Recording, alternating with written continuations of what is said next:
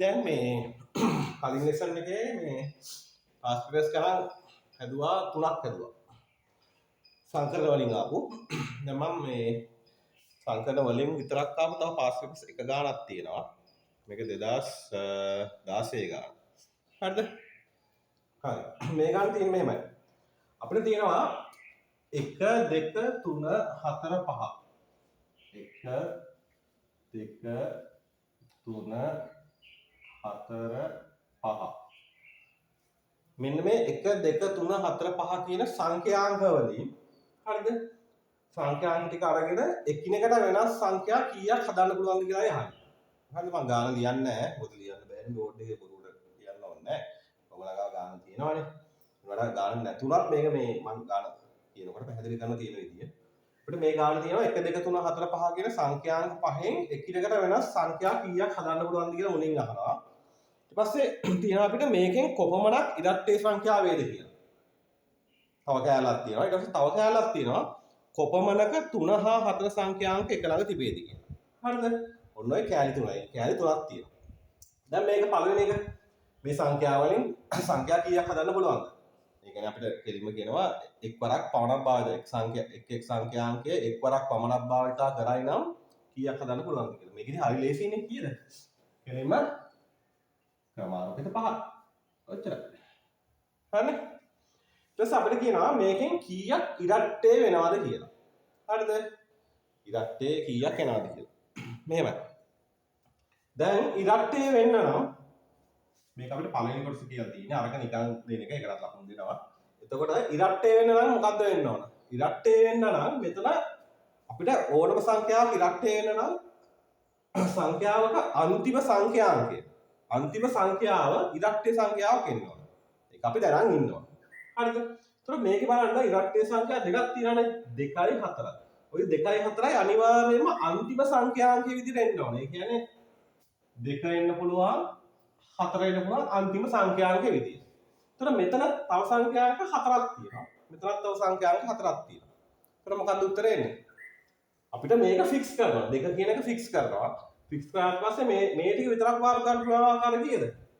ක්‍රමාරෝපිත 4යි. ක්‍රමාරෝපිත 4යි. හරිද? ඒ වගේම 4 ෆික්ස් කරලා මේ ටික විතරක් මාරු ගන්න පුළුවන් ආකාරය කීයද? ක්‍රමාරෝපිත 4යි. එහෙනම් කියන්නේ මේ ටික වෙනමනේ අපි හොයන්නේ. මේ ටික වෙනම හොයලා මේ ටික වෙනම හොයලා එකතු කරනවා. ක්‍රමාරෝපිත 4 දාන ක්‍රමාරෝපිත 4. ඔච්චරයි. නැත්නම් අපිට ක්‍රමාරෝපිත 4 වතාවක් 2යි කියලා 4 වැඩි කිරීම 2 කියලා වුණා මෙයන්වත් පුළුවන්. ඒ කියන්නේ මේකමනේ. තේරෙනවද? එතකොට මේකේ උත්තරේ කීයද? ක්‍රමාරෝපිත 4 කියන්නේ මේ 4 3 12යි 24යි 24යි උත්තරේ 48යි.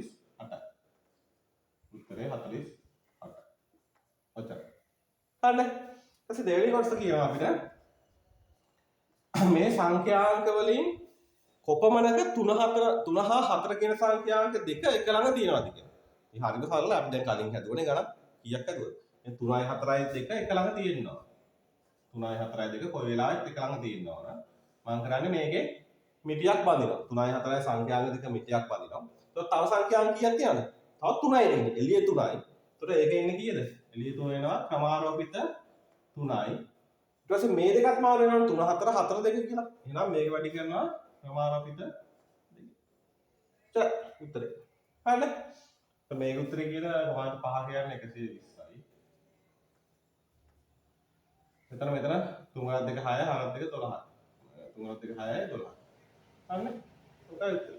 මචං හරිම ලේසි ගානක්. හරිම මේ පරිවර්තේ ගානක්.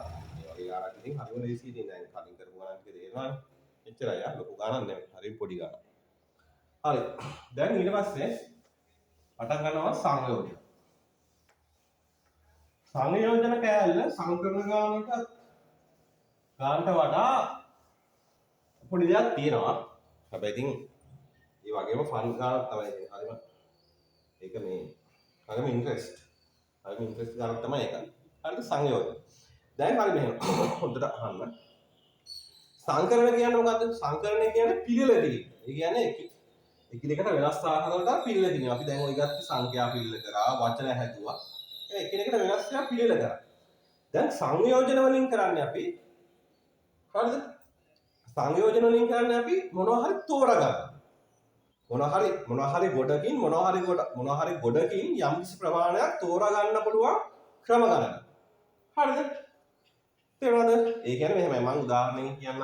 සරල අපිට තියෙනවා A B C කියලා අකුරු තුනක්. A B C කියලා අකුරු තුනක් තියෙනවා අපිට. අපිට කියනවා මෙන්න මේ A B C අකුරු තුනෙන් අකුරු දෙකක් තෝරගන්න පුළුවන් ක්‍රම කොච්චර තියෙනවද කියලා අපි අහනවා. සරලම එකක් වෙන්නේ. මේ තුනෙන් දෙකක් තෝරගන්න පුළුවන් ක්‍රම. දැන් බලන්න මැනුවල් ලියලා බලන්න. අතින් දීලා. මොනවද? එන ක්‍රම මොනවද? සමාන ලකුණක් ඕනේ නේ. මොනවද එන ක්‍රම? A B කියලා එකක් වෙනවා. A B කියලා එකක් අපිට ගන්න පුළුවන්. තව ගන්න පුළුවන් A C කියලා ගන්න පුළුවන්. තව B C කියලා ගන්න පුළුවන්. කොච්චරද? තුනයි තියෙන්නේ. ඒ කියන්නේ A B C අකුරු තුනේ අකුරු දෙකක් තෝරගන්න පුළුවන් ආකාර තුනයි තියෙන්නේ. දැන් අපි A B ගත්තොත් තව BA කියලා එකක් එනවා. BA. ඈ AB කියලා ගත්තට පස්සේ BA කියලා එකකුත් එනවාද? BA කියලා කියන්නේ නැහැ. මොකද තෝරගන්න එක විතරනේ.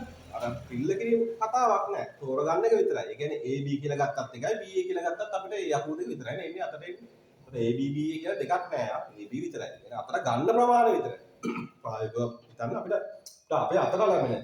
අපි බෝල දෙකක් තිබ්බොත් ABC කියලා බෝල තුනක් තමයි අපිට බෝල දෙකක් AB දෙක අතට එනවා. AB තිබ්බත් එකයි BA තිබ්බත් එකයි අපේ අතේ ඉන්නේ. හරිද? එච්චරයි. දැන් මේකට පොඩි ක්‍රමයක් තියෙනවා අපිට.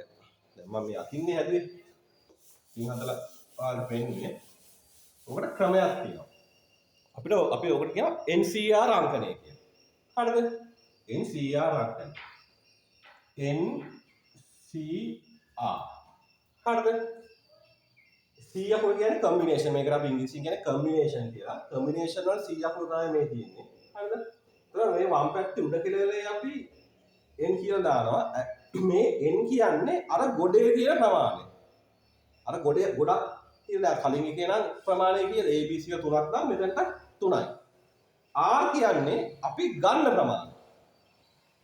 n කියන්නේ තියෙන ප්‍රමාණය, R කියන්නේ ගන්න ප්‍රමාණය. දැන් කලින් ගානේ නම් කීයද?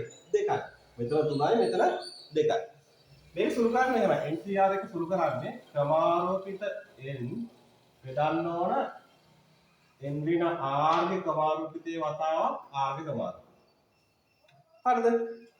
මේක තමයි NCR කියන එක සුළු කරන්නේ. මේක ඔයගොල්ලන් ඉතින් නෝට් ලියන කට්ටිය ලියා ගන්න. මේක ඉතින් මේ දැන්ටත් ඔය පාඩම් කරපු කට්ටිය නම් දන්නවා.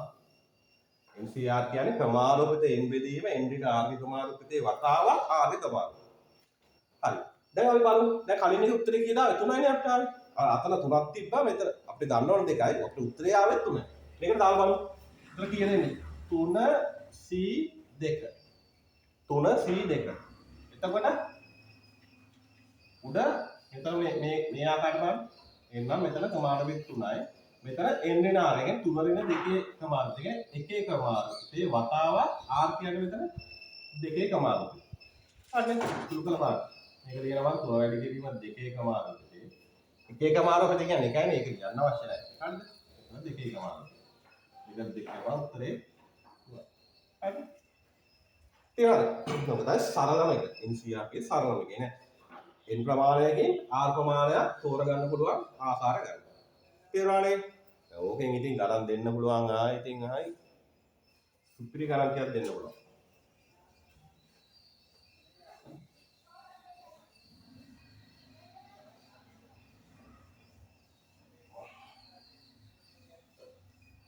හරිද? හරි. දැන් ඊට පස්සේ අපි බලමු ගානක් බලමු. මම දැන් හිතලා ගානක් දෙන්නම්කෝ. හිතලා ගානක් දෙන්න. හරිද? අපි හිතමු මෙහෙම. අපි හිතමු මේ අපිට තියෙනවානේ මේ අපි මැච් එකක් ගැන බලමු. ක්‍රිකට්. හරිද? අපි දැන් ක්‍රිකට් ටීම් එක 11 දෙනායිනේ ගන්න අපි. ක්‍රිකට් ටීම් එක මැච් එකට ගන්න 11 දෙනායි. එතකොට අපේ ඉන්නවා මේ අපි හිතමු සංචිතය සාමාන්‍ය සංචිතයකට 15ක් තමයි නම් කරන්නේ. හරිද? එක ඒ කියන්නේ ටූර්නමන්ට් අනුව සමහරවිට වෙනස් වෙනවා. ගොඩාක් දුරට සංචිතයක 15ක් තමයි ඉන්නේ. ඒක අපි ටූර්නමන්ට් එකක් යන්න කලින් ඒ ටූර්නමන්ට් එක හරිය 15 දිනක් අපි සංචිතයක් නම් කරන්න ඕන. ඒතකොට මැච් එකකට තෝරගන්නේ අපි 11යි. දැක්කනේ? ඒක තෝරගැනීම. 15 11. හරිද? දැන් අපිට තියෙනවා අපි හිතමු මේ ලංකාව මේ යනවා වර්ල්ඩ් කප් එකට කියලා. වර්ල්ඩ් කප් එක තියෙනවා. ලබනවදී වර්ල්ඩ් කප් එක තියෙනවානේ T20 එකේ. ඒකට ඕන 15 දිනකින් සංචිතයක් නම් කරන්න. හරිද? ඒක 15න් අපිට 11ක් තෝරගන්න. ඒ කියන්නේ මුකුත් අපිට ඔප්ෂන් දීලා නැහැ. 15 11ක් තෝරගන්න පුළුවන් එකිනෙකට වෙනස් ක්‍රම කීයක් තියෙනවද කියලා අහනවා. ඒතර කීයද? 15 C 11. 15 11ක් තෝරගන්න පුළුවන්. ඒ කියන්නේ අපිට එතකොට ඉතින් 15 11 කෙනෙකුට ක්‍රම ගොඩාක් වෙනවා. අපි ටීම් එක එහෙම නෙමෙයි තෝරන්නේ. කෙනෙක්ගේ දක්ෂතාවය, කැප්ටන් වෙනවා. එහෙම තෝරන්නේ. එහෙම නැතුව ඕනම විදියකින් තෝරනවා නම් 15න් 11ක් තෝරන්න පුළුවන් තමයි මේක. මේ සුළු කරලා බලන්න. මේක ලොකු ගාණක් එනවා. ක්‍රමාරෝපිත 15 බෙදීම ක්‍රමාරෝපිත 4 වතාවක් ක්‍රමාරෝපිත 1. මේක සුළු කරාම මේක 15 වතාවක් 14 වතාවක් 13 වතාවක් 12 වතාවක් ක්‍රමාරෝපිත 11 බෙදනවා 4 වතාවක් 3 වතාවක් 2 වතාවක් ක්‍රමාරෝපිත 11. හරිනේ. එතන මේ ක්‍රමාරෝපිත 11ට ක්‍රමාරෝපිත 11 කැපෙනවා. ආවරාද කැපෙන්නේ 4ක් 3 12යි. ඒක කැපෙනවා. දෙක කැපෙනවා මෙතනින් 7යි. දැන් සුළු කළ බලන්න. 15ක් 7 කීයද? 15 7 105යි. 105යි. 105 අඩි කරන්න ඕන 13. 105 13න් අඩි කරන්න. එතන 3 වරක් 15යි. එකක් ඉතුරුයි. මේ 3 වරක් 15යි. 3 වරක් 15න් 5 එකක් ඉතුරුයි. 3 3යි. ඊට 5යි බිඳුවයි 5යි 6යි 3යි. ඔන්න ඉතර ප්‍රමාණයක් තියෙනවා. 1365 ක්‍රමයක් තියෙනවා. ඔන්න ඔච්චර ක්‍රම ටිකක් තියෙනවා අපි 15කින් සංචිතයෙන් 11 තෝරගන්න පුළුවන් කියලා. තා විශාල ප්‍රමාණයක් මේක. හැබැයි ඉතින් මෙහෙම වෙන්නේ නැහැ. මොකද සංචිතේ 15ක් හිටියට අර හැමදාම ඉන්න සෙට් එකක් ඉන්නනේ ඒක ගන්න. හරිද? ඊට පස්සේ මෙහෙමයි. ওই ගානේ මෙහෙම එකක් තියෙනවා. හරිද? දැන් කුසල් මෙන්ඩිස්ට බයිනවනේ කට්ටිය. ඇයි බයින්නේ? නිකන් හැමදාම ටීම් එකේ ඉන්නවා කියලා බයිනවනේ. හරිද? අපි දැන් එහෙම හිතමුකෝ ওই බයින කට්ටියගේ විදියට හිතමුකෝ. එතන මම මෙහෙම එකක් කියනවා. දැන් මේ 15 දෙනාගේ 11ක් තෝරනකොට අපි කියනවා මේ ඔන්න ශම්මිත සිල්ලා අපේ මේ ICC නෙමෙයි අපේ ක්‍රිකට් අයගේ සභාපති කෙලින්ම කැප්ටන්ට කියලා යවන්නේ කුසල් මෙන්ඩිස්ව අනිවාර්යයෙන්ම මැච් එකට ගන්න ඕන කියලා. හරිද? කුසල් මෙන්ඩිස්ව අනිවාර්යයෙන්ම මැච් එකට ගන්න ඕන කියලා කියලාම යවන්නේ. හරිද? එහෙනම් අපි මොකද ගන්න ඕන? කුසල් මෙන්ඩිස්ව අනිවාර්යයෙන්ම ගන්න ඕන. තේරෙනවද? හරිද?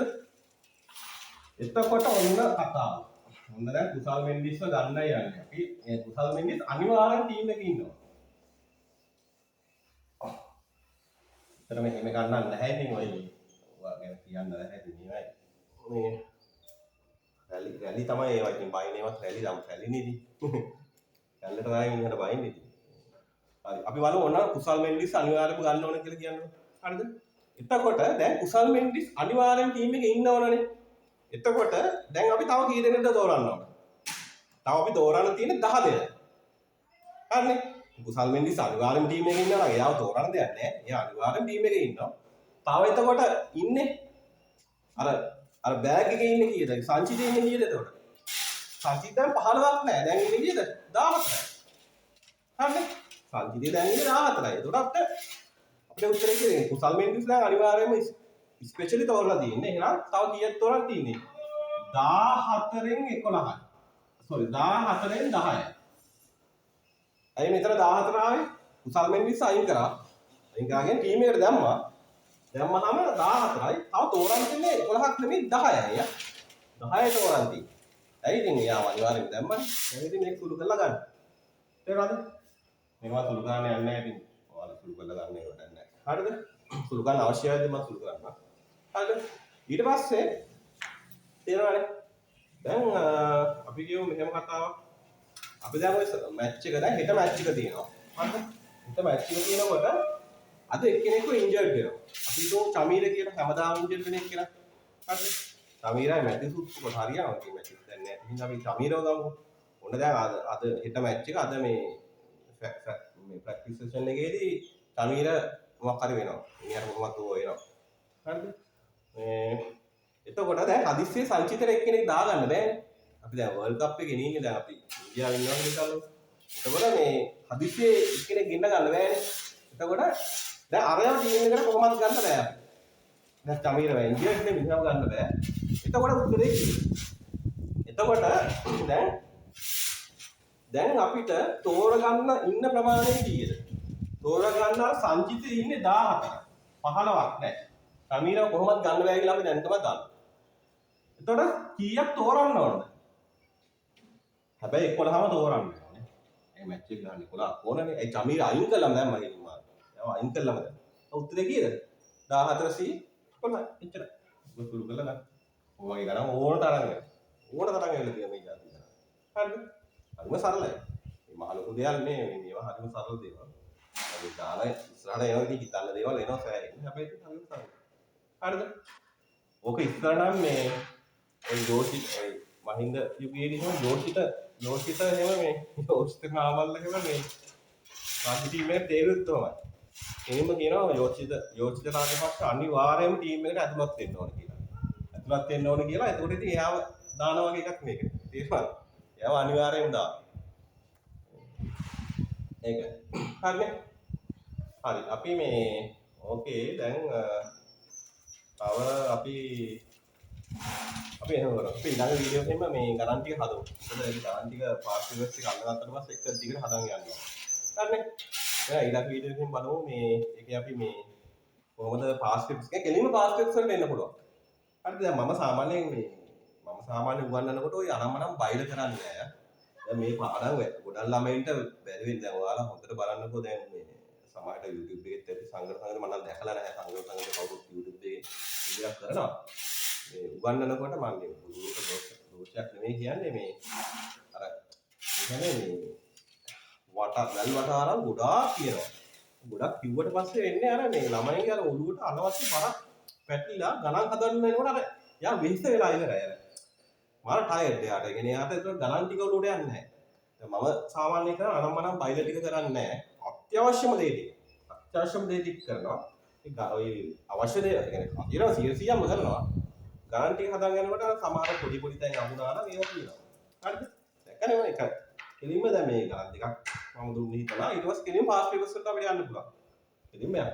හරිද? පාස් පේපර්ස් යන්න ගියාට පස්සේ ඔයාලට තේරෙයි මේ කොහොමද මේ මහා ලොකු දේවල් නෙමෙයි.